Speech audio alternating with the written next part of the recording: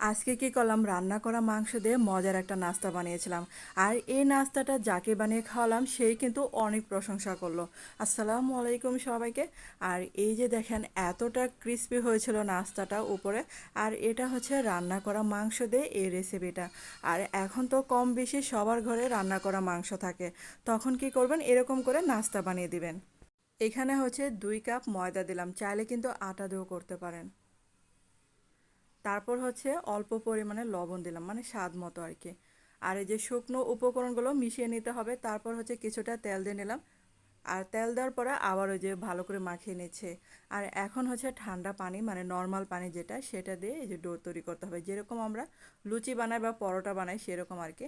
তারপর এই যে দেখেন, হাতে একটু তেল মাখিয়ে নিলাম। আর এটা রেস্টে রেখে দিলাম 5 থেকে 10 মিনিটের জন্য। আর আগে থেকে ছোট ছোট করে লেচি কেটে রাখলাম নাস্তা বানানোর জন্য। আর এই যে দেখেন, রান্না করা ছিল ঝোড়া মাংস। আর এই যে ছোট একটা লেচি নিয়ে তারপরে যে লুচির মতো আর কি বানিয়ে নিচ্ছি। আর এই যে আমরা যেরকম আর কি রুটি বানাই সেরকম করে এটা সেমভাবে বেলে নিতে হবে।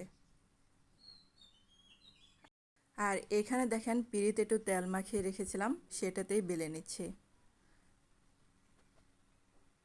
তো এই যে দেখেন, রান্না করা মাংসটা এখানে দিয়ে দিলাম। অল্প অল্প করে আমি দিব। আর নাস্তাটা আপনারা দেখে বুঝতে পারছেন আমি কিভাবে বানাচ্ছি। একদম হচ্ছে ছোট বলের মতো দেখতে। তো এরকম করে নিলে আর কি দেখতে অনেক সুন্দর লাগে, খেতেও কিন্তু অনেকটা ক্রিস্পি হয়। তো সেমভাবে সবগুলোই বানিয়ে নিলাম। আর যে তেলটা মানে বেশি গরম হতে দেনে, তার আগে কিন্তু দিয়ে দিলাম এই নাস্তাটা।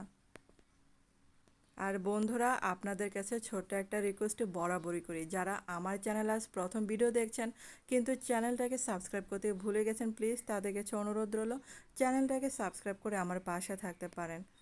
আর যে চুলার আঁচটাকে মিডিয়াম আঁচে রেখে এগুলাকে মচমচা করে ভেজে নিলাম। আর বিশ্বাস করবেন কিনা জানি না, এগুলা কিন্তু অনেকটা ফুলে ডাবল হয়েছে।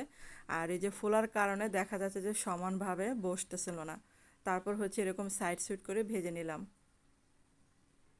তো হয়ে গেল কিন্তু মজার এই নাস্তাটা। তো আপনাদের কাছে এই রেসিপিটা কেমন লেগেছে অবশ্যই কিন্তু কমেন্ট করে জানাতে পারেন। তো এটা আমার কাছে মনে হলো অনেকটা ফাঁকিবাজি, কারণ হচ্ছে পুরটা যেহেতু রান্না করতে হয় নাই, তো রান্না করা ছাড়াই এই রেসিপিটা করলাম।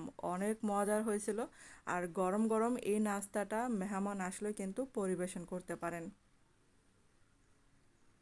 আর এখন একটা ভেঙে দেখাচ্ছে আপনাদেরকে, দেখেন কতটা যে ক্রিস্পি উপরে, তো আপনারা দেখে বুঝতে পারছেন।